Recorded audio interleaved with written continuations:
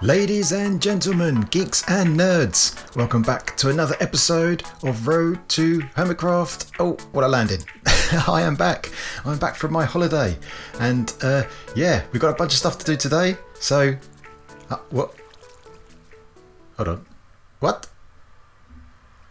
Invisible logic. What's going on here? Invisible, visible, invisible, visible. It's a new trick. I'm a magician. All right. Hi. Yes. Back from a holiday, as I said. So I'll tell you all about that as we go on today. And I've got a whole bunch of other news and bits and pieces to update you on. Shenanigans for the last few weeks. So we'll get onto that a bit later. And today, in today's episode, the main project is we are going to fix the Turbolift in the Death Star at last. Before I went away, I worked on a new design, multi-level bubble column design. So yeah, we're going to build that up into the world. So that's going to be pretty cool. So we'll get onto that a bit later. But before we do that, I've got a few other little jobs to do. So first of all, before I went away on holiday, I was doing some tidying up and bits and pieces around here, and thought I'd gather up some more creepers just in case, and then we just so happened to have another lightning storm, so got a whole bunch of charged creepers stored up there, which is great. And I thought I might as well go and get some more wither skellies as well, because that's pretty easy. And then I was thinking that we could probably extend this this contraption out a bit more, and we can get some zombies in here and also some skeletons, because there are other heads we can get from these charged creepers. So that is cool. Now the other thing I'd like to do is get some more mob heads. So first of all, what we need to do is, if we get a charged creeper to kill another creeper, we'll get a creeper head.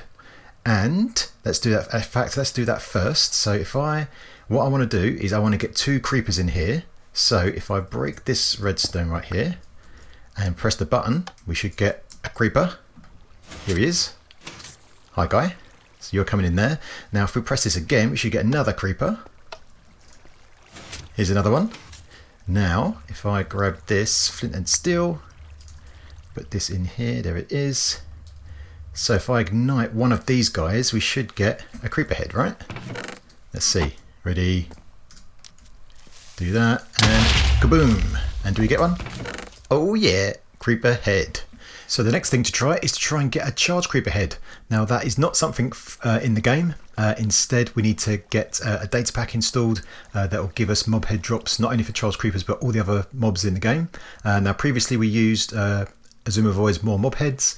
Now he has released a version for 1.13, and I've given it a try, but it's not so easy to get installed and separate it from the HermitCraft pack that they've got, and I don't want to install all of that stuff. So to keep things easy, what I've decided to do is use a different mob head pack, and that is one from a guy called Madcat. And yeah, I've looked into it and it looks really good. It comes in three different flavors, levels if you like. So there's an easy, middle and hard. So I've gone for the middle one, the normal version. And that just affects what the rates are. All the same mob heads are available. So I've installed that and we're going to give it a try. So let's see if we can get ourselves a charged creeper. So it has to be a player kill, and obviously looting has an effect. We've got a looting 3 sword here. So let's see if we can get ourselves a charged creeper head. Hiya. Nope. Alright, let's try again. Here he comes. Come on over. Let's see. Are you going to give me your head? Hi! Hi! Nope, no head. Okay, let me try a few more and see if we can get it.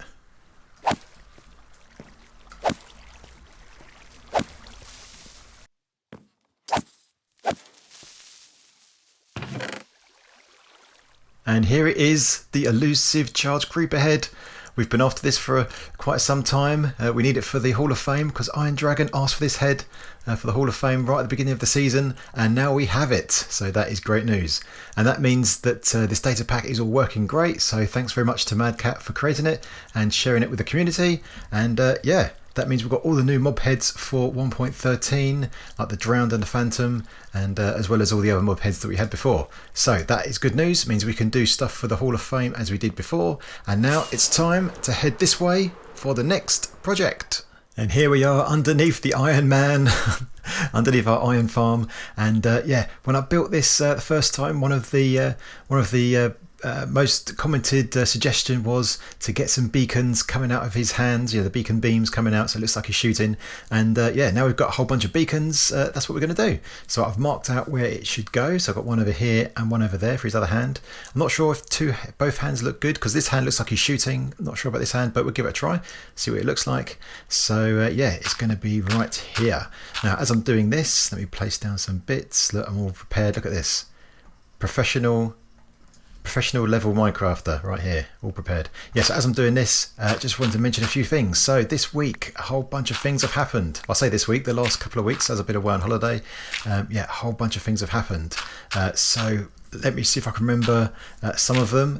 So first of all, Jevon built our creeper farm in his Road to HermitCraft in his HermitCraft series, which was super good, and obviously linked to the channel, gave us a shout out, so that was really good. So that was the first thing that gave us a big bump in some subscriber numbers and things like that, so that was really good. There is a beam. Oh, look at that, listen to that sound, sounds brilliant. And there is the beam coming out of his hand. Oh geez, brilliant.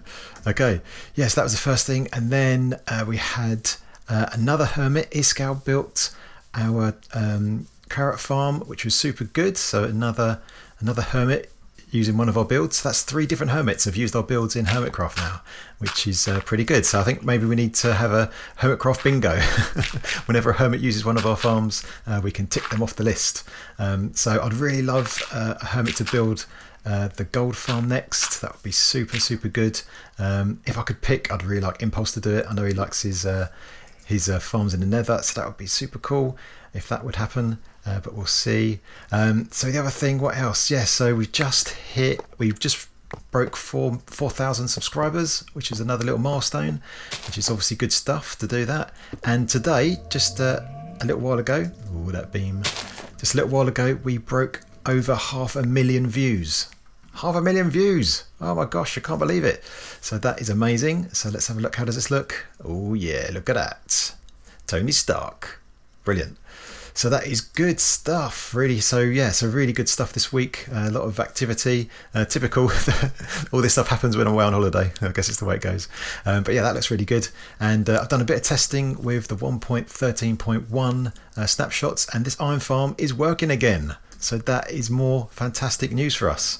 So we won't need to rebuild that. So hopefully that is going to come out next week, and that is good news as well. So yeah, really cool stuff.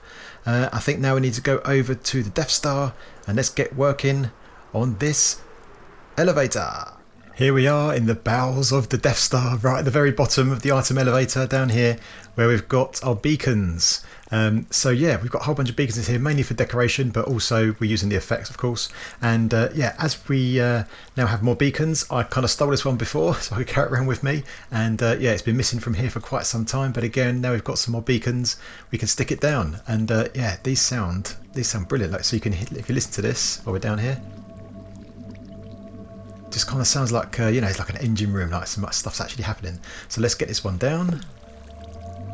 More cool sound effects. And yeah, let's get resistance on this one. So now we've got 4 effects. Oh, don't pause the game. So we've got 4 effects. Now we're here in the Death Star. Yeah, so I just added another layer of iron down the bottom so we can do that. So yeah, that is pretty cool. And here is our old friend, the Turbolift. We haven't seen this for a few episodes, and yeah, it's still broken. It doesn't work so well, but yeah, the doors still work, which is great. At least we can get in.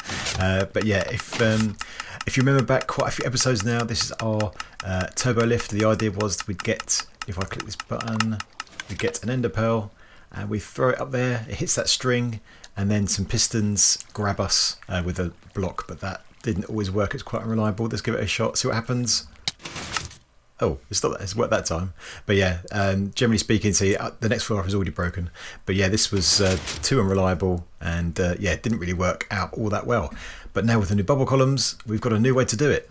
So that's the good news. I guess the bad news is I need to move this back 1 block. So this tube that we already have that goes all the way to the top, or 160 odd blocks, sorry, is 1 block in the wrong place.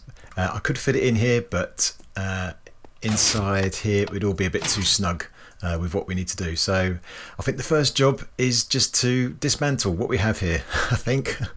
So that's going to be a little bit painful, but shouldn't be too bad. So I'm going to fly up to the top and yeah, take this thing down.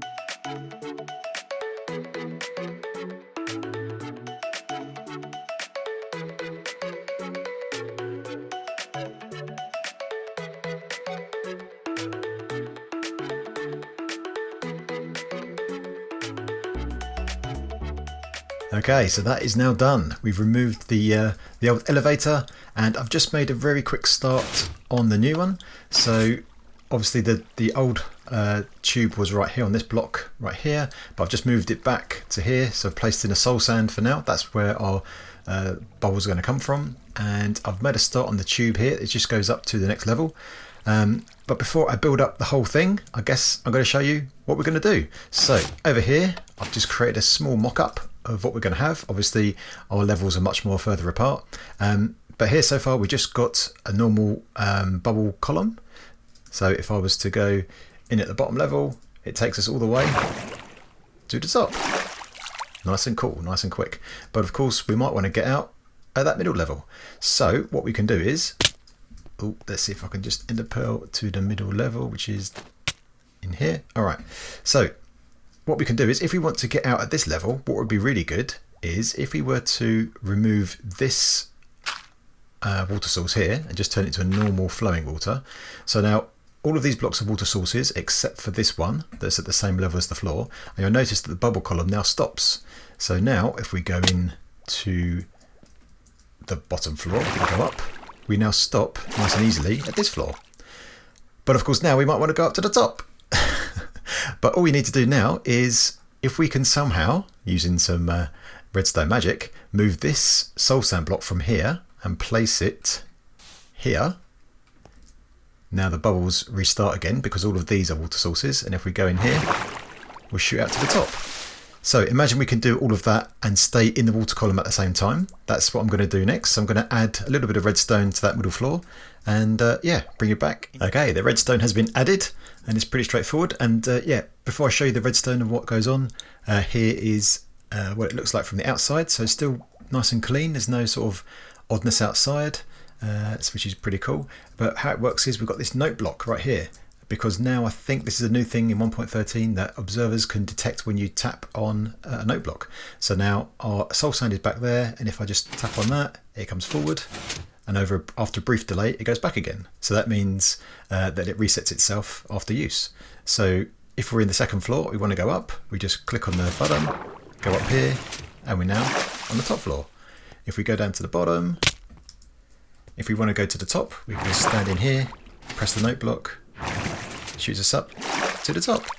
That's cool. So, and of course you can get out at the middle if you wanted to get out there. So the idea here is that you shoot up to each floor, and if you want to keep going, you just tap on the note block. So yeah, pretty straightforward. So let's jump down here and I'll quickly show you the redstone. So pretty straightforward. Here's the note block, two observers facing it. So this one is the interesting one first. So this one powers this block. There's a bit of redstone dust behind there that powers this piston. So that gets a quick one tick pulse which shoots the block out and leaves it there. That will then create the bubble column we can shoot up. As that's happening, this observer also notices the same tap and starts these repeaters going. Obviously these are all on max delay, so there's a delay here, and then that retracts the block afterwards. So the only thing you need to do now is, because we're going to have different distances between the floor, you need to make sure that this is extended long enough to keep the bubbles going for as long as you want to travel. So you just need to have a different length of delay here if you've got more blocks in between each floor. So for us, we're going to have a few more repeaters because we've got more distance. But yeah, that makes this really flexible. You can have short distances like this or pretty long distances as well. So yeah, that's it really. So I think the next thing is to build up a few floors and bring you back and show it working with our full turbo lift.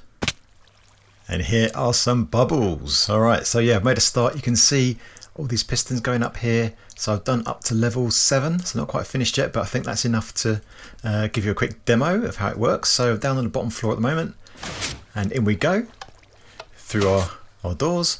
Now on the bottom floor, there's no special contraption here because we're always going to want to go up. So just step in, and now we're level 2. That was easy, wasn't it? All right, so let's say now we're on level 2. Let's say I want to go up to level 4. So let's tap the note block, stand in here, go up, tap it again, up again, and we just walk out. Now we're on level 4. Oh yeah. And of course we've still got our way down, so if I want to go down 1 floor, pick here, and we're on level 3. So yeah, let's go all the way up to level 7, see how long this takes. So tap there, up we go. It's 4. This is 5. Level 6. And here we are at level 7. Pretty good, huh? Alright, so let me show you just the redstone quickly. So I've already shown you like from our mock-up, and as you can see this is virtually the same. All the only difference is we've got a few more repeaters. So yeah, that's quite a lot of repeaters, but yeah, we are travelling 14 blocks in between each level. So if you want to build this yourself, you just need to tweak how many repeaters you've got. If you're going to travel more than 14, obviously just add more repeaters, or if you're travelling in longer distances, then yeah, just need to have maybe a different clock that will delay the signal a bit longer. But yeah, that's all there is to it really. All right, so let me go up here and yeah, continue building this thing. So while I'm building up the last few levels, I thought I would try the impossible, which is of course building and talking at the same time.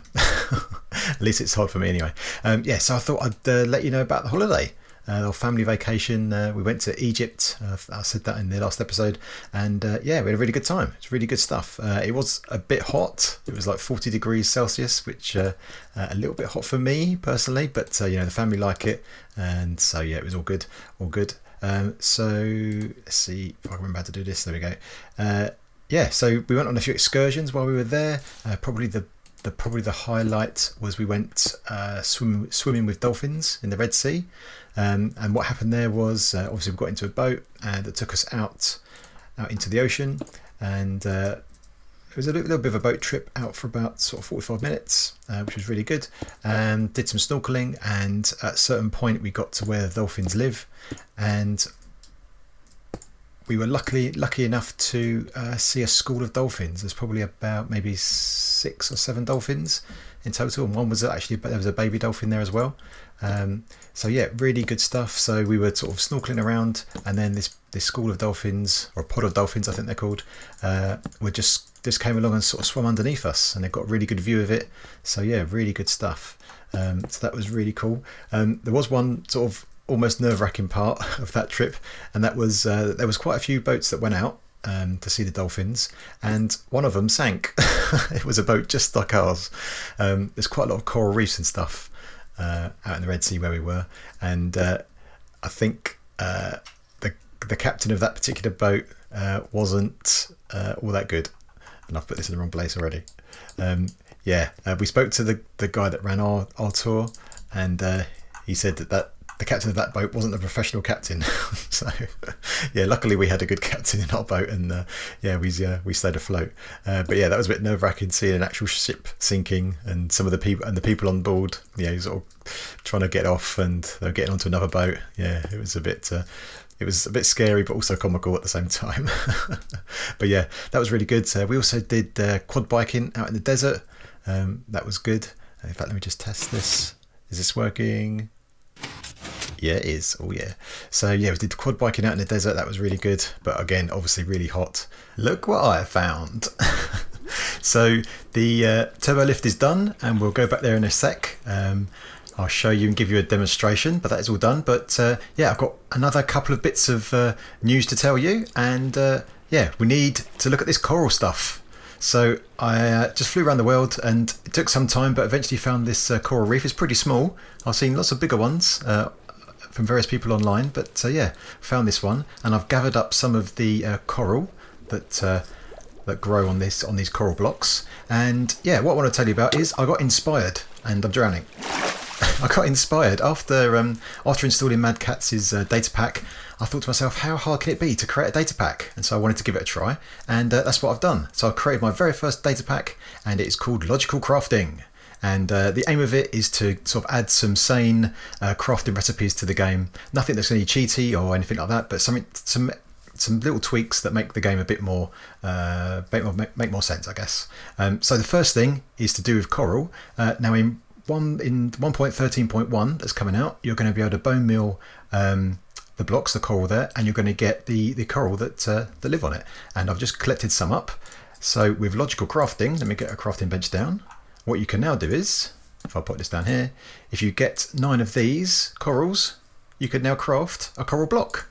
Because I think we shouldn't be destroying our coral reefs. If we see these out in the open, I don't want to destroy that just to get the blocks. I want to keep it. So this way we can farm the coral, and we can then craft up the coral blocks. So I think that's a good change. And I'm going to need to sleep. Where's my bed? And it's the morning. We survived. All right, so the other thing in logical crafting is one more recipe, and that is consistent wall dyeing. So currently in the game, you can dye a piece of wall with 1 dye and 1 wall. Gives you 1 piece of dyed wall back, but that's inconsistent with how we dye other things in the game, like glass and terracotta. So with those things, we put 8 white around the edge and a dye in the middle, and it gives us 8 back. So this is a new recipe for that's in the logical crafting for all of the colours. You can't re-dye wall or anything like that. It's always white wall. But yeah, I thought that was a sane thing to add to the game. So yeah, that's logical crafting for you. I'll put a link to the description. I'll put a link in the description for the source code and also the download if you want to have a go and see what you think. And if you've got any suggestions for what we can add to logical crafting, yeah, let me know. Nothing too cheaty or anything like that. We don't want to, create an elytra using a stick and a lily pad or anything like that, but just some subtle changes to make the game better. And the last piece of news for this week, we've had quite a lot, but the last thing is to do with our texture pack that we use. So I quite often get asked what texture pack I use, and it's actually a whole bunch of different things is what I use. So I use the Mojang Beta textures as like a base, and then on top of that I've selected a few bits from Vanilla Tweaks, and then on top of that we have some custom stuff that we've done ourselves in the community. So we have these kind of geeky glasses on the cows, and our cat has got a bow tie, stuff like that. Obviously there's the laser beam in the Death Star, and a few other bits and pieces. The pigment orcs, we've got those as well. So that's not very, or it wasn't very easy to share because it was a whole bunch of different files from a bunch of different places. But my good friend White Rabbit from our Discord and in the community has combined all those things together into one single resource pack, and it's called, can you guess? Logical Textures. So that includes the black nether brick, as you can see here, and we've got the orc pigmen over there too. So yeah, that is another thing we're going to have as a download. So again, a link in the description, and yeah, you can download that. And as things change as we go along through the series, we might add some other bits and pieces, and if we do, we'll update the texture pack, and you can download it and use it in your world too. Look at that laser beam. Oh yes, with the textures now, looks super cool. Oh, it was shooting me, ow! Yes, that's super cool. And the other thing I should have mentioned with the texture pack is that we had to obviously make some changes to make it work in 1.13, so that's all included. Not all of those things like the vanilla tweaks and the default texture pack are actually been updated yet. So yeah, we've done that for the ones we use. So yeah, it's all ready to go, and yeah, ready to use. And speaking of ready to use, here is our fully finished Turbolift. Oh yeah. So you've seen some of this already, but yeah, just to show you, we can go all the way to the top. In fact, what I want to do is, before I do that, I want to time how long it takes. So if you remember when we first built this many episodes ago, one of the goals was to obviously get right to the very top as quick as we could. We timed how long it took with just the ladder, and I think it took about a minute to go to the very top. I want to see how quick this is. And yeah, also I wanted to mention that one of the reasons why we haven't done a lot of the sort of internal building yet is because we didn't have a good way to go up and down, and so we were using our elytra to fly around. And of course, as we fill this area up with builds and put the walls in and the interiors, it's going to be harder and harder to fly. So I've kind of put that off, but now we've got this working, we can now get on with the full internal build and flush this thing out, which is super exciting. So let me see how long it takes to get from level 1 to level 10.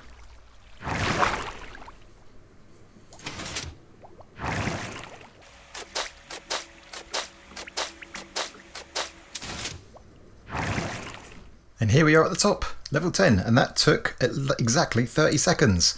So that's twice as fast as it was with a ladder, which is super cool. And of course we've got the way down as well, where we can go down and select which level we want to finish at. So let's go down to level 8. We just go here, press the button, level 9, level 10, level 8. I can count, honest. Yeah, so with that mechanism, we can go up and down to any floor. Now there is a flaw with this, as there are of all things, nothing's perfect. Of course, if you want to go up a couple of floors or down a couple of floors, then it's all good. But if I'm down at level 1 and I want to get to level 10, that's still 30 seconds. What we really need is a faster way to go down. So I've built it on the other side. Diagonally opposite, we have some more doors. And this is the express elevator to hell going down. Let's see if you can name it. Well, what movie is that from? So this is basically an express elevator that just goes down to the bottom. There is no stops along the way. And likewise, we have an express elevator all the way to the top. So let's go down to level 1. Here we go. Ah! Level 1. Let's go up to level 10. Let me time this actually. I haven't timed this yet. Let me time it.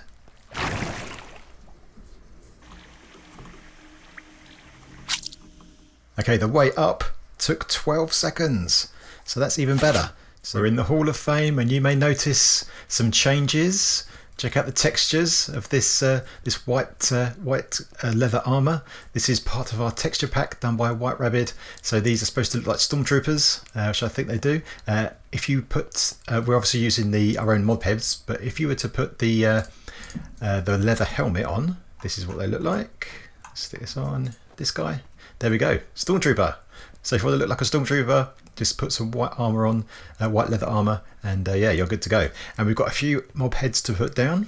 So the first one is the one right up here, right at this end.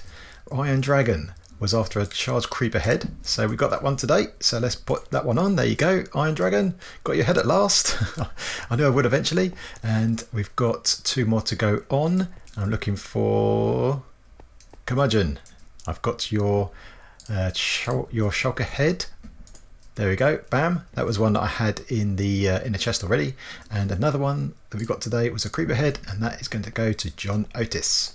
There we go. All right, we are filling up these heads. Still got a few spares to go, and we've got a new member of the Hall of Fame. And the new member is Void Mist.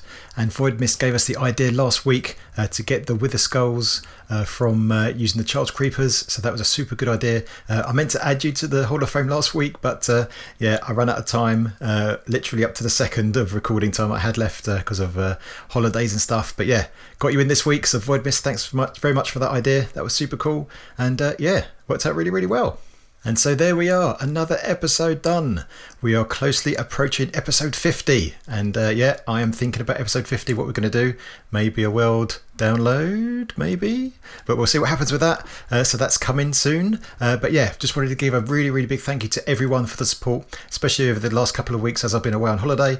But really good stuff. And as you can see from the news we had today, loads of stuff has happened and the channel is growing. So welcome to all the new peeps. And yeah, if you want to take it that one step further, then get yourself into Discord. It's a super good community, and everyone's really helpful and friendly, and yeah, it's really good. So links are in the description to that. But yeah, if you enjoyed the episode, then you know what to do. Leave a like, and if you're new, think about subscribing. And if you've got any comments or suggestions or ways to improve, then get it in that comment section. All right, my geeks, until next time, I will see you later.